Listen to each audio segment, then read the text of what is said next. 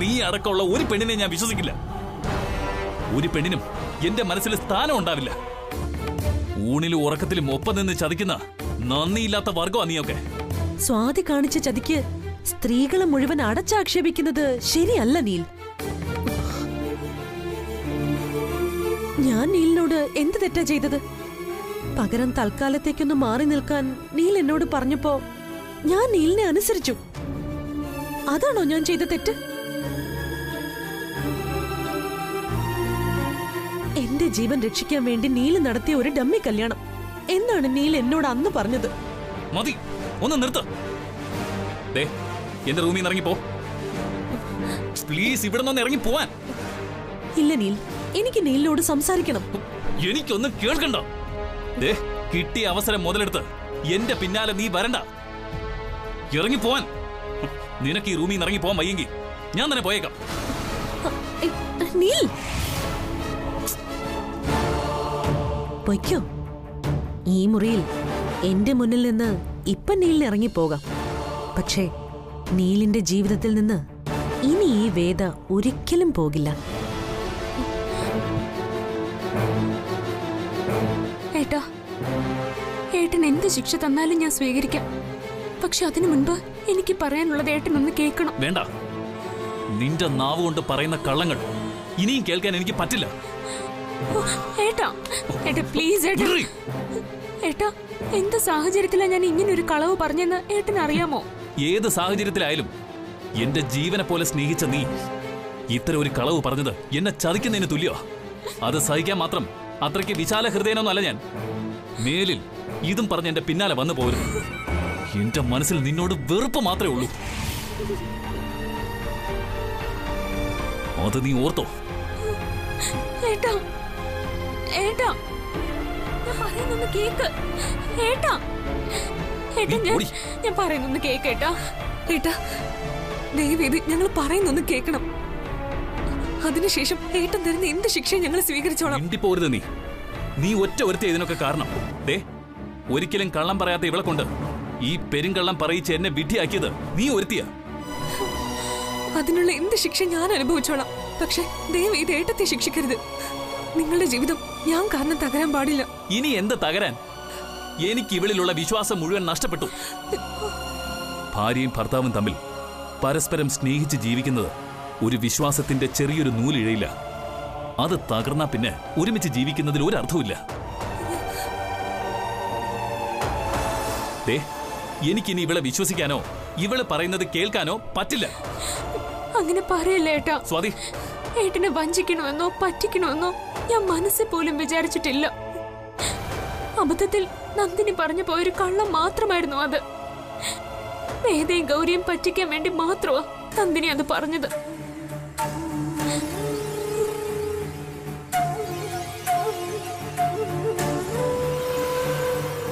സത്യമായിട്ടാ അവരെ പറ്റിക്കാൻ വേണ്ടി മാത്രം ഞാനിത് പറഞ്ഞത്. പിന്നീട് ഒരുപാട് തവണ ഞാൻ സത്യം പറയാൻ ശ്രമിച്ചു. അപ്പോഴൊന്നും എനിക്ക് അത് പറയാനുള്ള അവസരം കിട്ടിയില്ല. അവസരം കിട്ടിയില്ല പോലും. ഇതൊന്നും വിശ്വസിക്കാൻ അത്ര മഠേനൊന്നും അല്ല ഞാൻ. ഈ കള്ളത്തരങ്ങൾ ചവിട്ടി അരച്ചത് എന്റെ ആഗ്രഹങ്ങളെയാ. അതൊരിക്കലും ക്ഷമിക്കാൻ എനിക്ക് പറ്റില്ല. മേലിൽ ഇനി നീ ഇതും പറഞ്ഞ് എന്റെ പിന്നാലെ വരരുത്. ഏട്ടാ, ഏട്ടാ, ഏട്ടാ, ഏട്ടാ അവിടെ നിൽക്ക്, ഞാനൊന്ന് പറയട്ടെ. ഏട്ടാ, എന്നെ ഇങ്ങനെ വെറുക്കല്ലേ. നിന്നോടല്ലേ പറഞ്ഞ് മാറി നിൽക്കാം.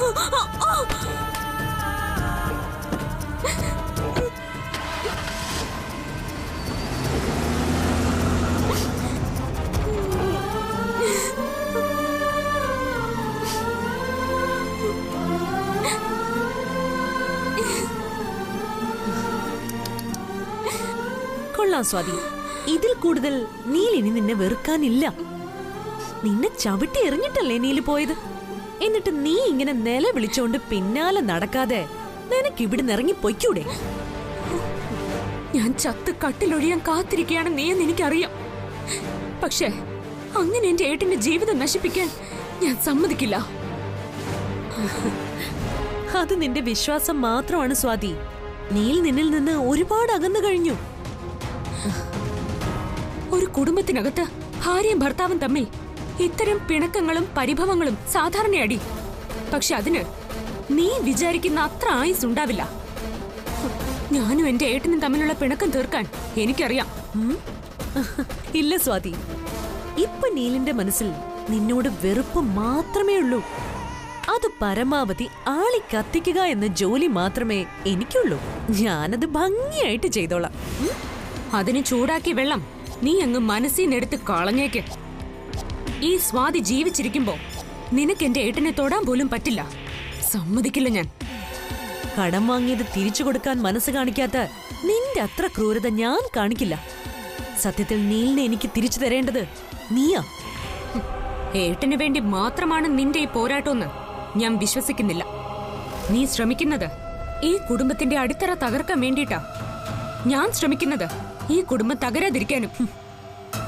ഈ കുടുംബം സംരക്ഷിക്കാൻ വേണ്ടി ഞാൻ എന്നെ കൊണ്ട് കഴിയുന്നത് പോലെ പ്രവർത്തിക്കും. അതിനുവേണ്ടി മരിക്കേണ്ടി വന്നാലും ഈ സ്വാതിക്ക് സന്തോഷം മാത്രമേ ഉള്ളൂ.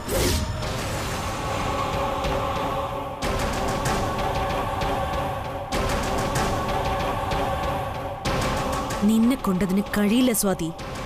അതിനു മുൻപ് നീ ഈ വീട്ടിൽ നിന്ന് പുറത്തു പോകും. ഈ വീട്ടിൽ നിന്ന് മാത്രമല്ല, നീലിന്റെ ജീവിതത്തിൽ നിന്നും നിന്നെ ഞാൻ പുറത്താക്കും.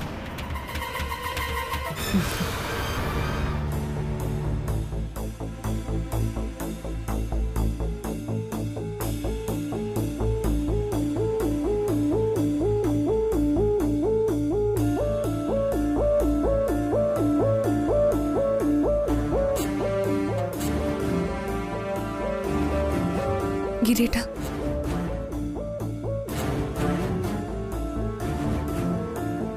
ഗിരീട്ട, എനിക്കൊരു കാര്യം പറയാനുണ്ട്. ഇവിടെ ഇപ്പൊ നടന്നതെല്ലാം എന്റെ തെറ്റുകൊണ്ട് സംഭവിച്ചതാ. വേണ്ട, അതൊക്കെ കഴിഞ്ഞു. ഇനി അതിനെല്ലാം കുഴിന്ന് കുത്തി പൊക്കിയെടുത്ത് പോസ്റ്റ്മോർട്ടം ചെയ്യാൻ നിൽക്കണ്ട. അങ്ങനെ ചെയ്താ ഏറ്റവും കൂടുതൽ ദോഷം നിനക്ക് തന്നെയായിരിക്കും. നെഞ്ചു പൊട്ടി അവനോട് നിറങ്ങിപ്പോയത് അറിയോ നിനക്ക്? ഏട്ടത്തിക്ക് എങ്ങനെ തോന്നി ഇങ്ങനെ ചതിക്കാൻ? അയ്യോ, സത്യം അതല്ല ഗിരീട്ട. ഞാൻ നിർബന്ധിച്ചോണ്ട് മാത്രം സ്വാതിയേട്ടത്തി ആ കള്ളം പറയാൻ കൂട്ടി നിന്നത്. അല്ലാതെ ഇന്ന് വരെ സ്വാതിയേട്ടത്തി ആരോടെങ്കിലും കള്ളം പറഞ്ഞിട്ടുണ്ടോ? എടി, നിന്നോട് ഇക്കാര്യം സംസാരിക്കണമെന്നല്ലേ ഞാൻ പറഞ്ഞത്. എന്തൊക്കെ പറഞ്ഞ് ന്യായീകരിക്കാൻ ശ്രമിച്ചാലും ഏട്ടത്തി ചെയ്ത് ചതിക്കേ മാപ്പ് കൊടുക്കാൻ പറ്റുന്നതല്ല. അതിന് കൂട്ടുനിന്ന നീ ഇനി എന്റെ മുമ്പിൽ വന്നു പോയേക്കരുത്. കൊള്ളാം ഗിരീട്ട. ഒരാള് ഇന്നലെ വരെ ചെയ്ത നന്മകളെല്ലാം ഒറ്റയടിക്ക് മറന്നു പോകുന്ന നിങ്ങളുടെയൊക്കെ മനസ്സ് എനിക്ക് മനസ്സിലാവുന്നില്ല. നിങ്ങൾക്ക് വേണ്ടി വീട്ടില് ഏട്ടത്തി എന്തൊക്കെ ത്യാഗം ചെയ്തിട്ടുണ്ട്. അതൊക്കെ ഒറ്റ നിമിഷം കൊണ്ട് നിങ്ങൾക്ക് എങ്ങനെ മറക്കാൻ കഴിഞ്ഞു ഗിരീട്ട? ഈ ലോകത്ത് തെറ്റ് ചെയ്യാത്തതായിട്ടുള്ള മനുഷ്യരാരാ ഉള്ളത്? ജീവിതത്തില് ഒരു തവണയെങ്കിലും കള്ളം പറയാത്ത ഒരാളെങ്കിലും ഗിരീട്ടിന് കാണിച്ചു തരാൻ പറ്റുമോ? ഈ പറയുന്ന ഗിരീട്ടിനും കള്ളം പറഞ്ഞിട്ടില്ലേ? ഒരു ചെറിയ തെറ്റ് ഒരാൾ ചെയ്യുന്നത് പോലെയും കള്ളം പറയുന്നത് പോലെയാണോ ഇത്? ഒരുത്തന്റെ ചങ്കിലെ പച്ച ജീവൻ കുത്തി കീറുന്ന പോലെ അവന്റെ ആഗ്രഹങ്ങളെ കുത്തി കീറി കളഞ്ഞപ്പോ സമാധാനമായല്ലോ നിനക്കൊക്കെ?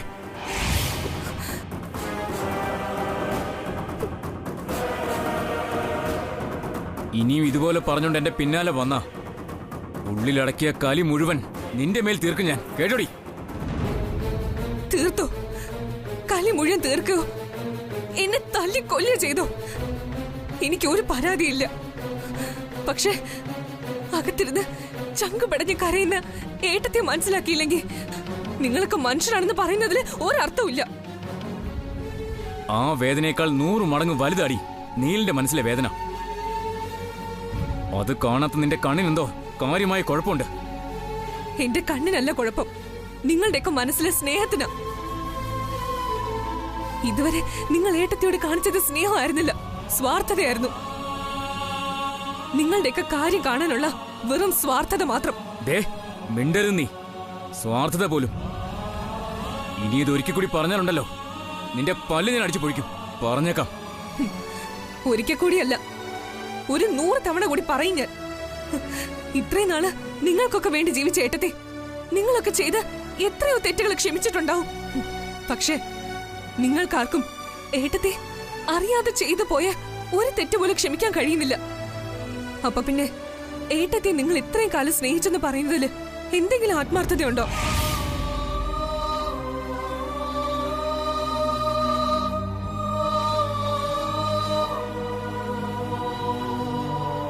സ്നേഹത്തിന് വേറെ ഒരുപാട് അർത്ഥങ്ങളുണ്ട് ഗിരിയേട്ട. ഒരാളോട് ക്ഷമിക്കുന്നതും അയാളെ മനസ്സിലാക്കുന്നതും ഒക്കെ സ്നേഹം തന്നെയാ. അത് നിങ്ങൾക്ക് ഏട്ടത്തോട് കാണിക്കാൻ കഴിയുന്നില്ലെങ്കിൽ പിന്നെ നിങ്ങൾക്ക് വേണ്ടി ജീവിക്കുന്നതിൽ ഒരർത്ഥമില്ല. മതി നിന്റെ പ്രസംഗം. ഈ കാര്യത്തിലെ നീലിന്റെ പക്ഷത്ത് തന്നെയാ ഞാൻ. വേറെ എന്തൊക്കെ ക്ഷമിക്കാൻ കഴിഞ്ഞാലും ഈ കാര്യം അവന് ക്ഷമിക്കാൻ കഴിയില്ല. അവന് മാത്രമല്ല, ഈ വീട്ടിലെ ആർക്കും. മനസ്സിലാക്കിക്കോ നീ.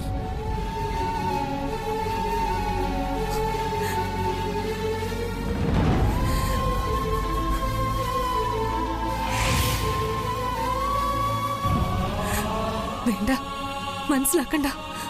ആരും ഒന്നും കേൾക്കുകയും വേണ്ട. നെഞ്ചുരുങ്ങിയ പാവൻ ചത്തു കഴിയുമ്പോ എല്ലാവർക്കും മനസ്സിലായിക്കോളും.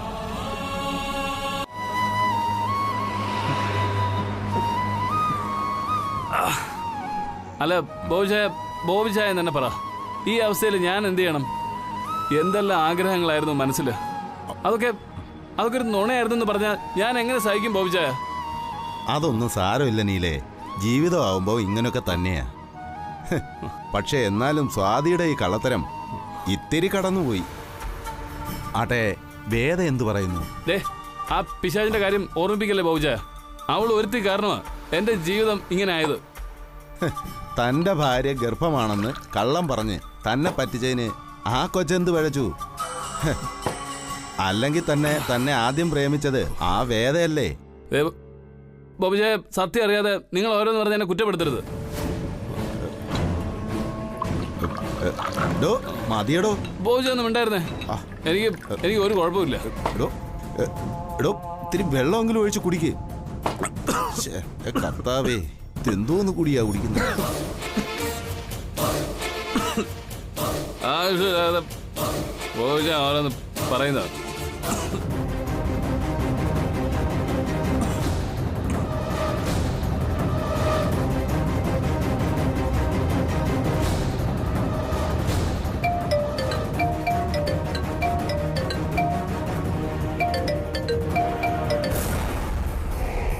ഹലോ ബോബിച്ചായ, എന്താ ഈ രാത്രിയില്? മോളെ, ഒരു ചെറിയ പ്രശ്നമുണ്ട്. നീലിവിടെ ഇരിക്കുക, കുറച്ച് ഫിറ്റാ.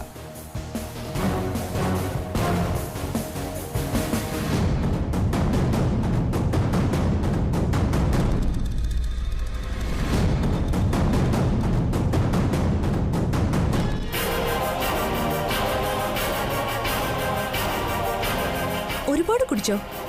ദാണ്ടേ ബോധവും പോയെന്നാ തോന്നുന്നത്. ശരി ബോബിച്ചായ, വെച്ചോ. ഞാൻ ഇപ്പൊ തന്നെ അവിടെ വരാം.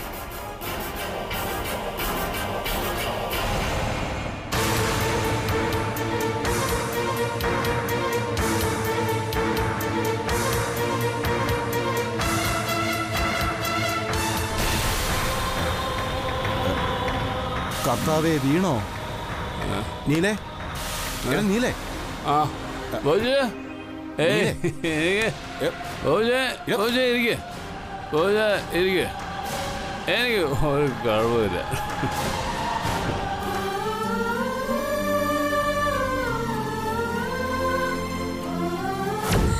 ഏട്ടാ അവിടെ നിൽക്കും, ഞാനൊന്ന് പറയട്ടെ. ഏട്ടാ, എന്നെ ഇങ്ങനെ വെറുക്കല്ലേ. നിന്നോടല്ലേ പോയി മാറി നിൽക്കാൻ.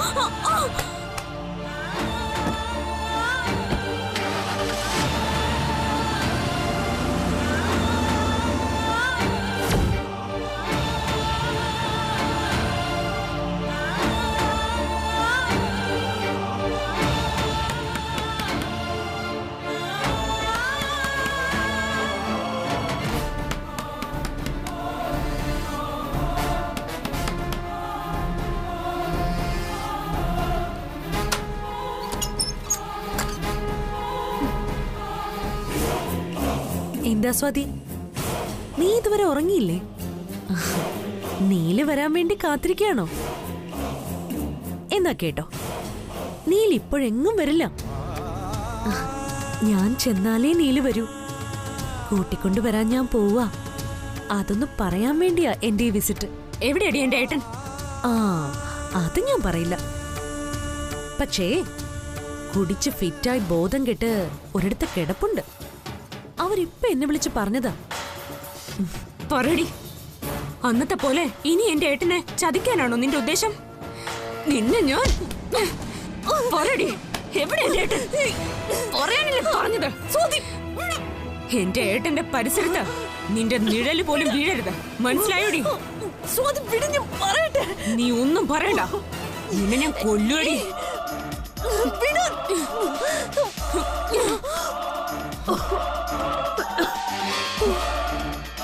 നിനക്കൊരു ആനയുടെ ശക്തിയുണ്ട്, പക്ഷേ ബുദ്ധിയില്ല. നീലിന്റെ ജീവിതത്തിലെ മുഴുവൻ തകർച്ചയ്ക്കും കാരണം നീ ഒറ്റ ഒരുത്തിയാ. എന്തായാലും നീ എന്റെ കഴുത്ത് ഞെരിച്ച് കൊല്ലാൻ നോക്കിയതല്ലേ? ദാ ഇതും കൂടി കേട്ടോ. നീലിപ്പോ ഉള്ളതേ പ്രൊഡ്യൂസർ ബോബിച്ചായന്റെ വീട്ടിലാ.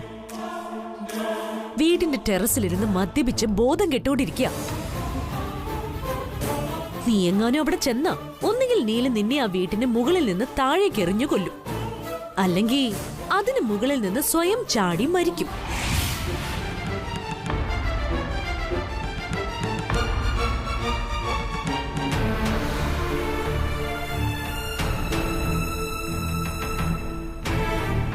എന്തായാലും നീലൊരിക്കലും നിന്റെ കൂടെ വരില്ല. നീലിന് അത്രയ്ക്ക് വെറുപ്പാ നിന്നോട്. അപ്പൊ ശരി, തൽക്കാലം ഞാൻ പോയി നീലിനെ കൂട്ടിക്കൊണ്ടുവരാം. ഇതൊന്ന് പറയാൻ കൂടിയാ ഇങ്ങോട്ട് വന്നത്.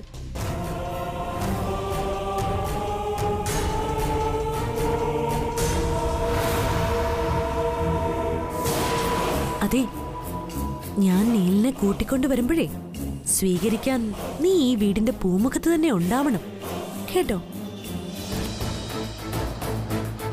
അപ്പോ ഞാൻ പോട്ടെ.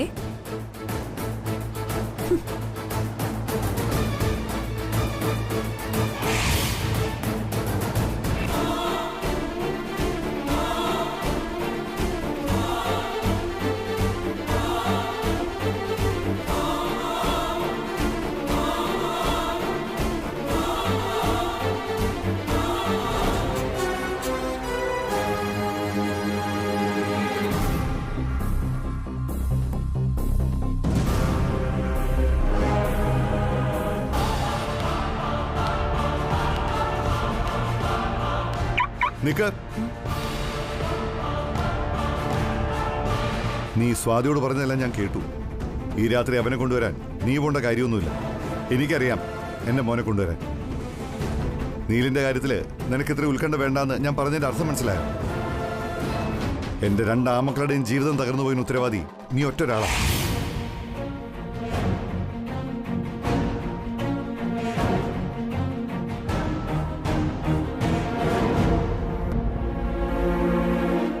ഗിരിയുടെ ഭാര്യയായി നീ വീട്ടിൽ ജീവിക്കുമ്പോഴും നീലായിരുന്നു നിന്റെ ലക്ഷ്യം എന്ന് ഞാൻ മനസ്സിലാക്കിയിട്ടുണ്ട്. ഇപ്പൊ നീ ചെയ്തു കൂട്ടുന്നതെല്ലാം അതിന്റെ ബാക്കിയാണെന്നും എനിക്കറിയാം. അതുകൊണ്ട് ഈ രാത്രി അവനെ കൊണ്ടുവരാൻ നീ പോണ്ട കാര്യമൊന്നുമില്ല. കൊള്ളാം, അച്ഛൻ എന്നെ ഇത്ര ഭംഗിയായിട്ട് മനസ്സിലാക്കിയിട്ടുണ്ടെന്ന് ഞാൻ ഇപ്പോഴാണ് അറിയുന്നത്. ഇത്രയൊക്കെ എന്നെ മനസ്സിലാക്കിയിട്ടും നീലിനോടുള്ള എന്റെ സ്നേഹം മാത്രം അച്ഛൻ എന്തേ മനസ്സിലാക്കിയില്ല?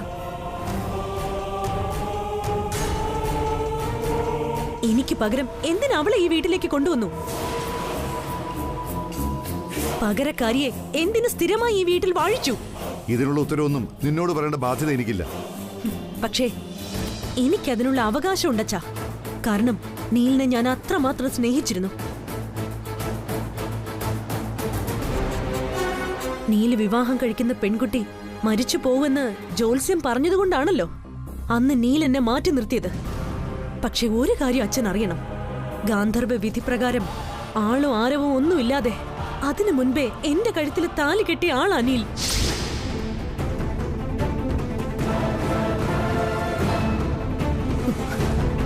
എന്നുവെച്ചാ നീലിനെ മനസ്സുകൊണ്ട് ഭർത്താവായി സ്വാതിക്ക് മുൻപേ സ്വീകരിച്ചവളാണ് ഈ വേദ.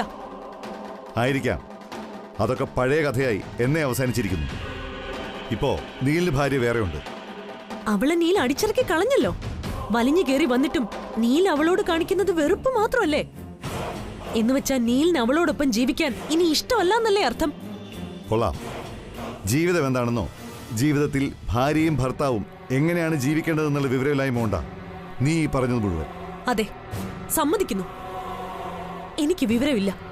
നീലിനോടുള്ള സ്നേഹം കൊണ്ട് ഭ്രാന്തായി പോയൊരു പമ്പര വിഡ്ഢി.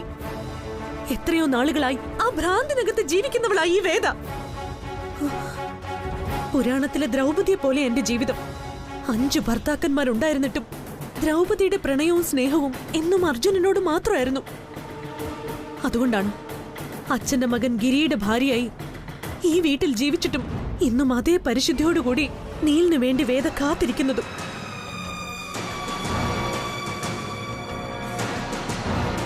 നീൽ ആദ്യം കെട്ടിയ താലി എന്റെ കഴുത്തിലാണ് വീണത്. അതുകൊണ്ട് തന്നെ നീലിനെ പോയി കൊണ്ടുവരാൻ സ്വാതിയെക്കാണോ അവകാശം എനിക്കുണ്ട്. അത് നിന്റെ തെറ്റിദ്ധാരണ മാത്രമാണ്. നീലിന്റെ മേൽ അവകാശമുള്ളത് സ്വാതിക്ക് മാത്രമാണ്. സ്വാതി തെറ്റ് ചെയ്തതിൽ അവളോട് എനിക്കും വിരോധമുണ്ട് എന്ന് കരുതി അവന്റെ ജീവിതത്തിൽ കയറി പ്രശ്നം ഉണ്ടാക്കാമെന്ന് നീ വിചാരിക്കണ്ട. എന്നെ തടയാൻ ശ്രമിക്കരുത്. ശ്രമിച്ചാൽ ഈ ഗാന്ധർവ വിവാഹത്തിന്റെ കഥ മാത്രമല്ല, മറ്റു പലതും പുറംലോകം അറിയും.